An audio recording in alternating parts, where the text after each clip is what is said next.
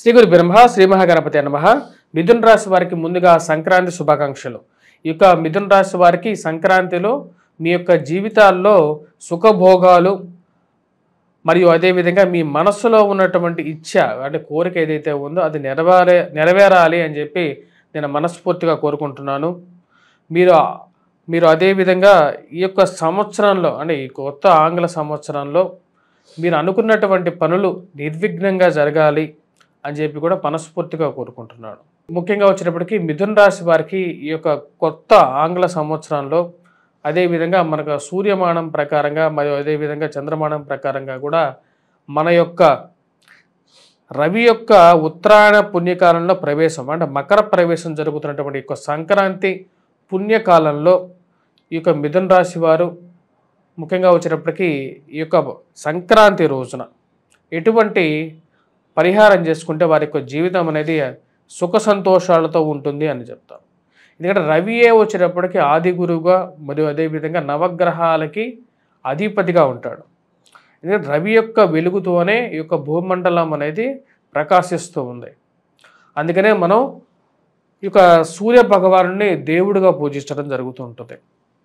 సూర్యుడు ఒక్కరోజు లేకపోయినా సరే మనకు ఎన్ని వసతులు ఉన్నా సరే ఈ యొక్క ప్రపంచం అంతా అంధకారంలోకి వెళ్తూ ఉంటుంది. కాబట్టి ఈ యొక్క ముఖ్యమైనటువంటి ఈ యొక్క పర్వదినం రోజు ఉత్తరాయణ పుణ్యకాలం రోజు మన శ్రీ మహావిష్ణువుని పూజించాలి. ఎందుకంటే సూర్య భగవానుడు శ్రీ మహావిష్ణువు యొక్క రూపమే. కాబట్టి సూర్య భగవానుడికి మనం వచ్చినప్పటికీ శ్రీమన్నారాయణుడికి సూర్య భగవానుడికి మనం ఇంట్లో చేసినటువంటి పరమాన్నం ఏదైతే ఉంటుందో ఈ యొక్క పరమాన్నాన్ని ఆ రోజు ఇంట్లో అందరూ శుచి శుభ్రంగా కొత్త బట్టలు కొనుక్కున్న వారు కొత్త బట్టలు వేసుకోవటం, మరి అదేవిధంగా ఇంటిని మరియు అదేవిధంగా మన యొక్క గృహంలో ఉన్నటువంటి దైవ మందిరం ఏదైతే ఉందో దాన్ని నీట్గా క్లీన్ చేసుకొని ఈ దినం రోజున మనం పొంగలిని నివేదనగా పెట్టాలి.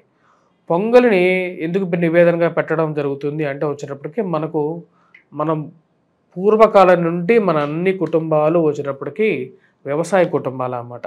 సంక్రాంతికి మనకి కొత్త పంట ఇంటికి రావడం జరుగుతుంటుంది. ఈ యొక్క కొత్త పంటలో వచ్చేటప్పటికి మనం మొదటి క్రాప్ వచ్చేటప్పటికి దేవుడికి నివేదనగా పెడతాం.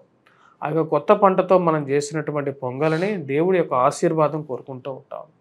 ఆ యొక్క చేసినటువంటి పొంగలిలో ఎందుకంటే నెయ్యి ఏదైతే ఉందో ఇది సూర్యుడి యొక్క ప్రతిరూపం అన్నమాట. నెయ్యితో కలిపినటువంటి చేసేటువంటి పదార్థం ద్వారా మనం ఎప్పుడైతే దేవుడికి నివేదన ఇస్తాం అది పూర్తి ఫలితాన్ని ఇవ్వగలుగుతాం. ఎవరైతే ఫైనాన్షియల్ ట్రబుల్స్ జీవితంలో ముందుగా వెళ్ళలేకపోతున్నారు, ఏదో ఒక అడ్డంకులు ఎక్కువగా ఎదురవుతున్నాయి అనేటువంటి వారు ఎవరైతే ఉన్నారో మీరు ఏం చేస్తారు అంటే మీ యొక్క ఆ చేసేటువంటి దీపారాధనలో ప్రతినిత్యం దీపారాధన చేయాలి.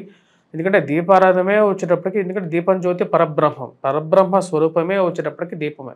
ఇప్పుడు మనం అరుణాచలంలో కానీ కార్తీక దీపము అదేవిధంగా వచ్చేటప్పటికి శబరిమలలో కానీ దీపంని వెలిగిస్తారు. దైవ చింతన అనేది ఎలా మొదలవుతుందంటే విగ్రహ రూపంలో మొదటిగా దేవుణ్ణి పూజించటం, తర్వాత వచ్చేటప్పటికి దీపంలో దేవుణ్ణి చూడడం అనేది జరుగుతుంది. దీపం నుంచి వచ్చేటువంటి వెలుగే దైవంగా పూజించడం అనేది హిందూ మతంలో ఉంది. మరియు అదేవిధంగా ఎప్పుడైతే దీపాన్ని దేవుడిగా చూస్తాడో తర్వాత దేవుడు ఎక్కడున్నాడు అంటే మనలోనే ఉన్నాడు అని చెప్పి మూడోసారి మనిషి గుర్తించడం జరుగుతుంది. భక్తిలో ఇన్ని స్థానాలు ఉంటాయి అన్నమాట. తర్వాత చివరిగా వచ్చేటప్పటికి దేవుడు ఎక్కడున్నాడు అంటే ఈ యొక్క ప్రపంచం మొత్తం ప్రతి ఒక్క జీవిలోనూ దేవుడు ఉన్నాడు అని చెప్పి శాస్త్ర విదితం ఇదంతా. సో కాబట్టి ఎవరైతే దీపారాధన చేయాలనుకుంటున్నారో దీపారాధన చేయడం అనేది చాలా సింపుల్. ప్రతిరోజు దీపారాధన ఉదయం సాయంకాలం కంపల్సరీగా చేయండి. దీన్నే విளக்கு ఇంట్లో వచ్చేటప్పటికి తమిళనాడులో అటు సైడ్ విளக்கு అంటారు.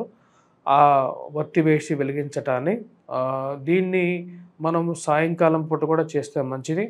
మనకు ఎప్పుడైతే దీపారాధనలో ఉత్తమమైనటువంటిది ఏంటంటే నెయ్యితో వెలిగించేటువంటి దీపం అనేది ఉత్తమమైనటువంటి ఆవు నెయ్యి అనేది పరమ పూజనీయం. అది మనకు ఐశ్వర్యప్రదాయము అదేవిధంగా ఇంట్లో ఒక పాజిటివ్ ఎనర్జీని కూడా ఇవ్వగలుగుతుంది. అది చేయండి. ముందుగా ఈ మేషరాశి వారికి ఇక జనవరి నెలలో ఎలా ఉన్నది అనేది చూద్దాం. ఈ యొక్క జనవరి నెలలో ఈ రాశి వారికి వచ్చేటప్పటికి రాబోతున్నటువంటి రోజుల్లో ఈ రాశి వారికి కొన్ని అనుకూలమైనటువంటి ఫలితాలు గోచరిస్తూ ఉన్నాయి. ఫైనాన్షియల్గా ట్రాన్సాక్షన్స్ అనేవి సానుకూలంగా ఉంటుంది. సమయానికి డబ్బు ఎక్కడి నుంచైనా సరే మీరు తీసుకురాగలుగుతారు, అడ్జస్ట్మెంట్ చేయగలుగుతారు, బంధువుల ద్వారా సహాయ సహకారాలు పొందగలుగుతారు. ఈ రాశి వారికి ఉద్యోగపరంగా వ్యాపారపరంగా ఉన్నటువంటి స్థితి కొనసాగుతూ ఉంటుంది. దానికి ముఖ్య కారణం వచ్చినప్పుడు గ్రహస్థితి అంత సానుకూలమైనటువంటి ఫలితాలుగా గోచరించట్లేదు. ఫైనాన్షియల్గా ఎక్కువగా ఎక్స్పెండిచరు, శారీరక శ్రమ అనేది ఎక్కువగా ఉంటుంది. అందరికన్నా మీరు మీ యొక్క డిపార్ట్మెంట్లో కానీ లేకపోతే మీరు పనిచేసేటువంటి విద్యాలయాల్లో కానీ ఎక్కడైతే మీరు పనిచేస్తుంటారో అధికమైనటువంటి కష్టాన్ని 10 మంది కానీ మీరే ఎక్కువగా శారీరకంగా తీసుకోగలుగుతారు. ఈ రాశివారి ముఖ్యమైన విషయాల్లో కొన్ని జాగ్రత్తలు తీసుకోవాలి. కోపతాపాలను కంట్రోల్ చేసుకోవాలి. ఇరుగు పొరుగు సఖ్యత విషయంలో చాలా జాగ్రత్తగా ఉండాలి. ఇరుగు పొరుగు సఖ్యత అంటే ఏంటి? మీ పక్కన ఉన్నటువంటి వారు ఎలాంటి వాడు అనేది 1-2 సార్లు గమనించండి. మీరు ఫ్రెండ్లీగా ఉంటున్నారు, మీరు సహాయం చేస్తున్నారు, మీరు వారి కోసం శారీరకంగానూ కష్టపడుతున్నారు, ఫైనాన్షియల్గా అప్పులు కూడా ఇస్తున్నారు. కానీ మీకు తిరిగి సమయానికి వస్తున్నదా లేదా అనేది విషయాన్ని గమనించండి. అప్పుడప్పుడు ఈ యొక్క నెలలో ఈ రాశి వారికి ఫైనాన్షియల్గా కూడా కట్టవలసినటువంటి డబ్బు గురించి ఆ సమయానికి అందక కొన్నిసార్లు ఇబ్బంది కూడా ఏర్పడేటువంటి విషయాల్లో కొన్ని జాగ్రత్తగా ఉండండి. అప్పు విషయంలో జాగ్రత్తగా ఉండండి. కుజుడు ధనస్థానంలో నీచత్వం పొంది ఉన్నాడు.